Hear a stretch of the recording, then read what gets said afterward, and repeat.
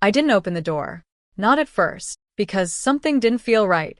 It was past midnight. The kind of midnight where the world feels like it's holding its breath.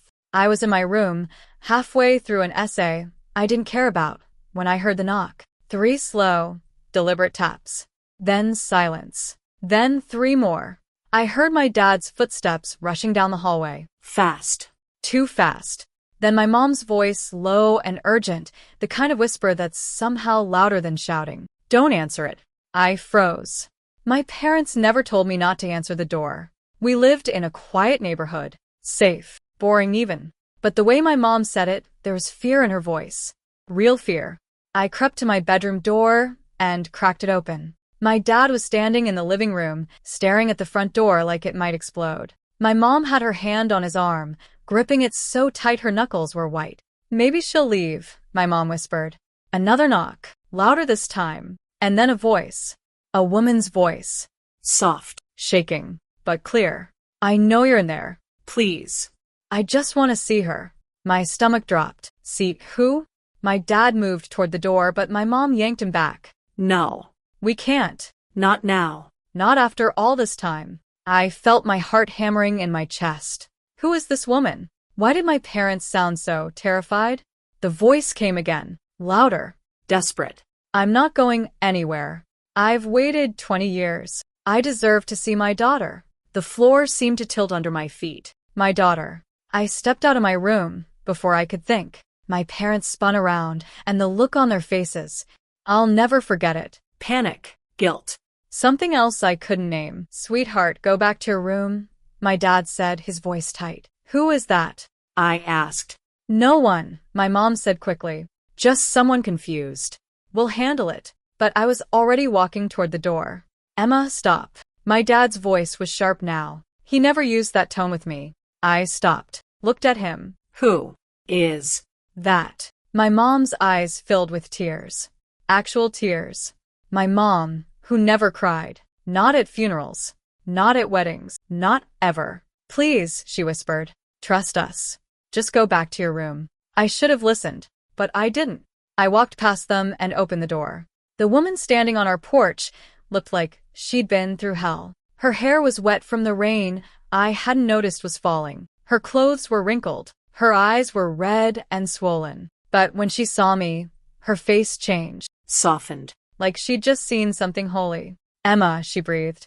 I took a step back. How do you know my name? She smiled, but it was broken. Fragile. Because I named you. Behind me, my mom made a sound I'd never heard before. A wounded animal sound. The woman's eyes didn't leave mine. They told you I was dead, didn't they? The world stopped. What? I heard myself say. Your birth mother, the woman said, her voice cracking. They told you she died. That's what they've been telling you your whole life. I felt my dad's hand on my shoulder, pulling me back. That's enough. You need to leave. Now. But the woman didn't move. She was looking at me like I was the only person in the world. I'm not dead, Emma. I'm right here. I've always been here. And I never gave you up. My mom slammed the door shut. I stood there, shaking, while my parents guided me back to the couch. My dad was saying something about crazy people and lies and restraining orders. My mom was crying into her hands, but all I could hear was that woman's voice. They told you I was dead. And the thing is, they had. I was 6 years old when I first asked about my birth mother. We were at the park, and I just watched a little girl run into her mom's arms. I remember asking my mom why I didn't look like her. Why my hair was dark and hers was blonde. Why my eyes were green and hers were blue. She'd smiled sadly and explained that I was adopted. That my birth mother had loved me very much but couldn't take care of me. That she'd gotten very sick. That she'd passed away when I was just a baby. I'd cried. Even though I didn't remember the woman, I'd cried. And my parents had held me and told me it was okay. That they were my real family now. That I was safe. That I was loved. I'd believed them. Why wouldn't I? But now, sitting on that couch, watching my mom cry and my dad pace, something sharp and cold settled in my chest. Was that her? I asked quietly. No, my dad said immediately. Then who was it? Someone sick, my mom said, wiping her eyes. Someone who's been trying to hurt us. To confuse you. Why would she say those things? My parents exchanged a look. The kind of look that meant they were having a whole conversation I wasn't part of. People lie, Emma, my dad said finally. Especially when they want something. What does she want? Another look. We don't know, my mom whispered. But that was a lie. I could feel it. I didn't sleep that night. I kept hearing that woman's voice. Kept seeing the way she'd looked at me. Like she knew me. Like she'd been waiting her whole life to see me. The next morning, my parents acted like nothing had happened. My dad made pancakes. My mom talked about the weather. Everything was aggressively normal. But I couldn't stop thinking about it. I waited until they both left for work. Then I went into their room. I'd never snooped before. Never had a reason to. But something had shifted. Some fundamental trust had cracked. And I needed to know why. I started with the closet. Old boxes, winter clothes, nothing interesting. Then the dresser. Then under the bed. That's where I found it. A small lockbox, shoved way in the back, covered in dust. My hands were shaking as I pulled it out. It wasn't locked. Just hidden. Inside were papers, documents, and a photograph. The photograph was old, edges yellowed. It showed a young woman, maybe 19 or 20, holding a baby. She was smiling, but her eyes looked tired, haunted almost. I flipped it over. On the back, in faded blue ink, Rachel and Emma. St. Mary's Hospital. April 2004. Rachel. The baby was me. I was born in April 2004. But the woman, I didn't recognize her. My hands were trembling as I set the photo down and picked up the papers. Birth certificate, adoption papers, medical records. Except something was wrong. The birth certificate listed my birth mother as Rachel N. Morrison. But the adoption papers had a different name, and the dates didn't match. The birth certificate said April 14th. The adoption papers said April 19th. 5 days. What happened in those 5 days? I heard a car door slam outside. Panic shot through me. I shoved everything back into the box, pushed it under the bed, and ran to my room just as the front door opened. Emma, my mom called. Yeah. My voice sounded too high. You okay? You sound weird. I'm fine. Just studying. I heard her footsteps pause, then continue to the kitchen. I sat on my bed, heart racing, staring at my hands. Rachel N. Morrison. Was that her? The woman from last night? And if it was, why did my parents tell me she was dead? I didn't confront them. Not yet. Instead, I started searching. Late at night, when they were asleep, I'd pull out my laptop and type her name into every search engine I could find. There wasn't much. A few old Facebook profiles. A LinkedIn account that hadn't been updated in years. But then I found something else. A news article from 2004. The headline made my blood run cold. Local woman reports infant daughter missing. Family disputes claim. I read it 3 times. According to the article, a woman named Rachel Morrison had reported her newborn daughter missing from St. Mary's Hospital. She claimed the baby had been taken while she was recovering from childbirth. But hospital staff said there was no record of a missing infant. Family members said Rachel was unstable and struggling with postpartum psychosis. The case was closed after 2 weeks, ruled as a false report. But the article included a quote from Rachel that made my stomach turn. I know what I saw. I know what happened. My baby is out there, and I'm going to find her. I slammed my laptop shut. My hands were shaking so hard I could barely breathe. Postpartum psychosis. That's what the article said. That's what her family said. That's probably what my parents would say.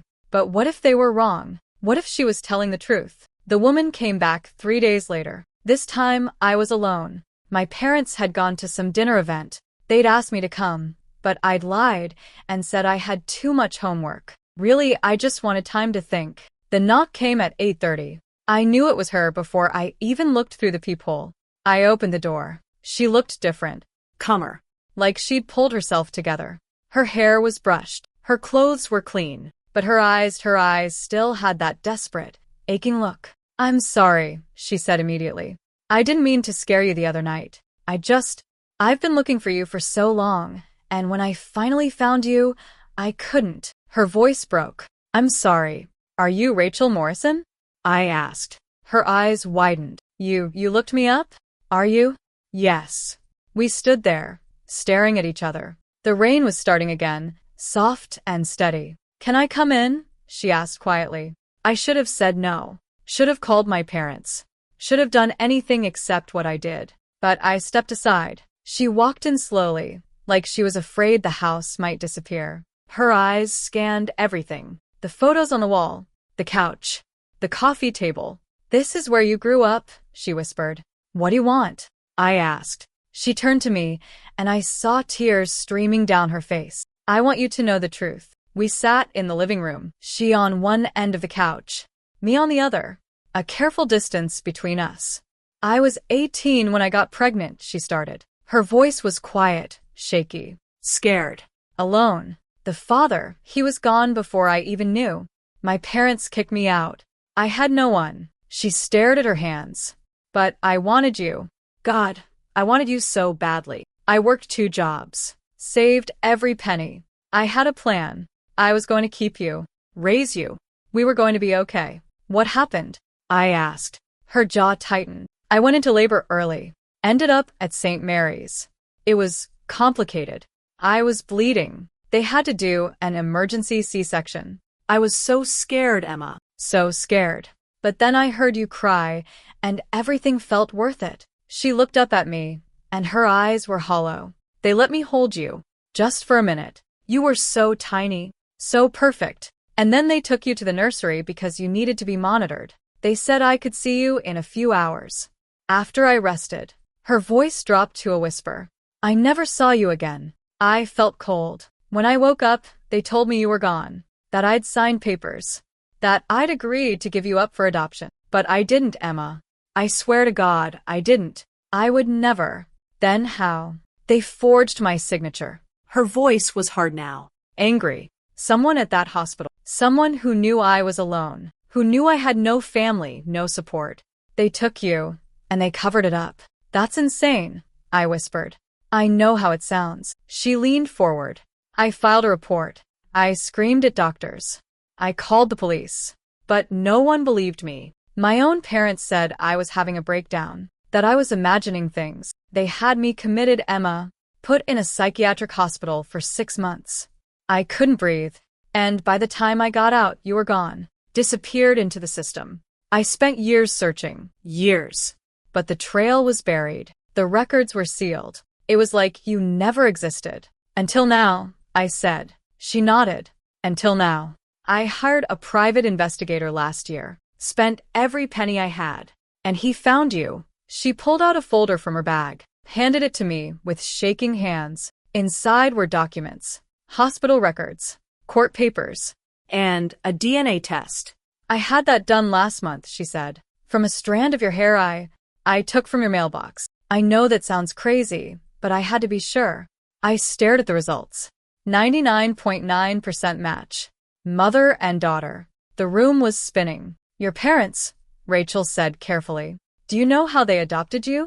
They said it was through an agency." "What agency?" I realized I didn't know. "Emma." Rachel's voice was gentle but firm. "I don't think it was legal. I think someone at that hospital sold you to them." "No." I stood up, shaking my head. "No, that's my parents wouldn't." "I'm not saying they knew," she said quickly. "Maybe they thought it was legitimate. Maybe they were lied to, too.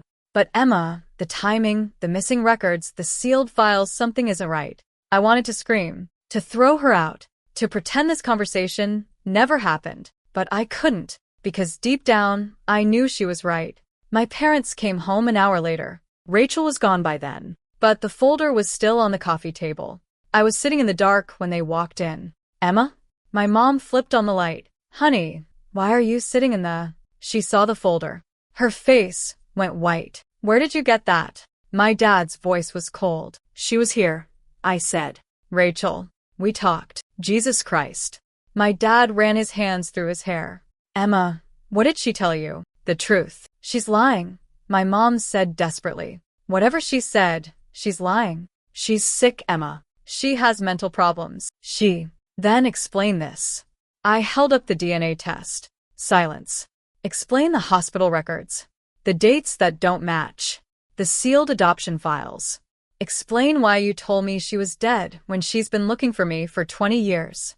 My mom started crying. Real, broken sobs. My dad just stared at me. We didn't know, he said finally. Didn't know what? That she didn't consent. His voice cracked. We were told, the agency told us it was a normal adoption, that the mother had signed everything. We paid them, went through the legal process. We thought. You thought what? My voice was shaking. We thought we were saving you. My mom looked up at me, mascara running down her face. That's what they told us. That you needed a home. That your mother couldn't take care of you. We didn't ask questions because we wanted you so badly, Emma. We've been trying for years. And then this miracle baby. I'm not a miracle, I whispered. I'm stolen. No. My dad stepped forward. You're our daughter. We raised you. We loved you. Whatever happened before. You lied to me. I was crying now, too. You told me she was dead. You could have told me the truth. You could have. We were scared, my mom sobbed. When you started asking questions, we panicked. We thought if you knew, you'd hate us. You'd leave. And we couldn't lose you, Emma. We couldn't. I looked at them. These people who'd raised me, who'd taught me to ride a bike and helped me with homework and held me when I cried. And I didn't know who they were anymore. I moved out the next week, stayed with a friend while I tried to process everything. Rachel offered to let me stay with her, but I wasn't ready for that. Wasn't ready to just replace one family with another. I needed space. Time. Answers. The answers came slowly. Rachel and I met for coffee, then lunch, then longer conversations where she told me about her life, about the years she spent searching, the dead ends, the heartbreak, the hope that kept her going even when everyone told her to give up. She was real, broken, but real. And the more time I spent with her, the more I saw myself in her. The same stubborn determination, the same dark humor when things got hard. But something nagged at me. A small detail that didn't quite fit. It was during one of our talks that I finally asked. The hospital, I said. You said someone forged your signature. Do you know who? She hesitated. No. The investigation never went anywhere. But you must have theories. She looked away. I tried not to think about it. It hurt too much. Rachel. She met my eyes, and for the first time, I saw something there I hadn't seen before. Guilt. There was a nurse, she said slowly. She was kind to me, stayed with me during labor, held my hand. I trusted her. And after you disappeared, she disappeared too. Quit her job. Moved away. I tried to find her, but she trailed off. What was her name? Rachel's hands were shaking. Sarah, she whispered. My blood ran cold. Sarah what? Sarah? I don't remember her last name. But Emma, my mom's name is Sarah. The words hung in the air like poison. Rachel's face went pale. What? My mom. The woman who raised me. Her name is Sarah. That's a common name. It doesn't mean. But I was already pulling out my phone, scrolling through old photos, finding one of my mom from years ago, before she dyed her hair, before she gained weight, before she looked like the woman I knew. I showed Rachel the photo. She made a sound like she'd been punched. That's her, she breathed. Oh my God, that's her. I confronted them that night, walked back into the house I'd grown up in, and found my parents sitting at the kitchen table like they'd been waiting for me. You were there, I said to my mom, at the hospital. You were Rachel's nurse. My mom's face crumpled. Emma, please. You took me. My voice was shaking. You were there when she gave birth, and you took me. It wasn't like that, my dad said desperately. Tell her, Sarah. Tell her what really happened. My mom was sobbing, but she looked up at me with red, swollen eyes. She was going to fail, she whispered. I saw it. I saw how young she was, how alone, how scared. She had no money, no support, no plan. And I just had my third miscarriage. I was desperate, Emma. Broken. I wanted a baby so badly, and here was this girl who was going to ruin her life trying to raise one she couldn't afford. So you decided for her, I said coldly. I thought I was helping, my mom screamed. I thought I was saving both of you. She would have ended up homeless, Emma. You would have ended up in foster care. I gave you a good life, a real home, parents who loved you. I saved you. You stole me. I saved you, she sobbed. And I don't regret it. I can't, because you're my daughter. You've always been my daughter. I looked at my dad. And you? He couldn't meet my eyes. I found out later. After we'd had you for a few months, Sarah confessed. I was horrified, but by then you were ours. I loved you. I couldn't give you back. So, you covered it up. We gave you a life, he said desperately. We gave you everything, except the truth. The final twist came a week later. Rachel called me, her voice strange. Tight. We need to talk, she said. We met at a park. The same park where I'd first asked about my birth mother all those years ago. She looked different, harder, like something inside her had shifted.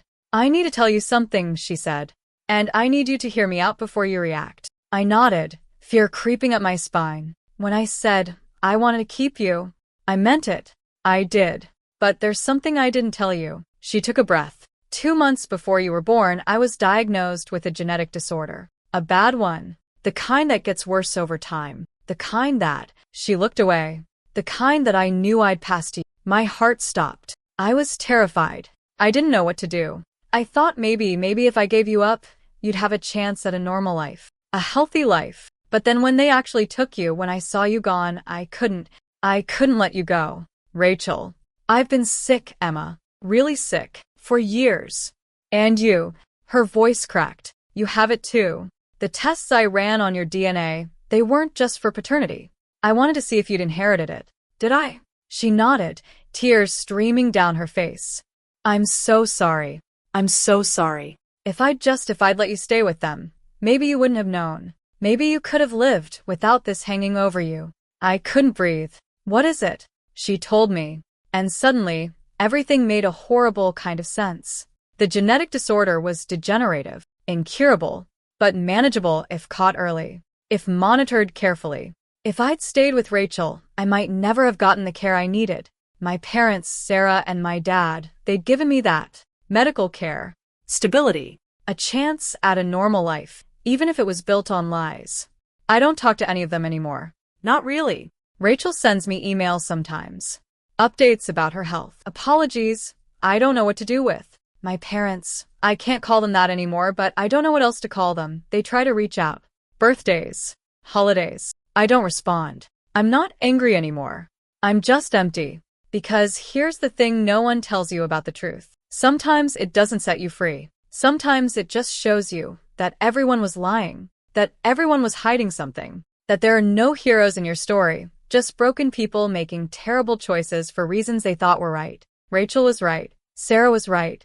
And they were both wrong. And me?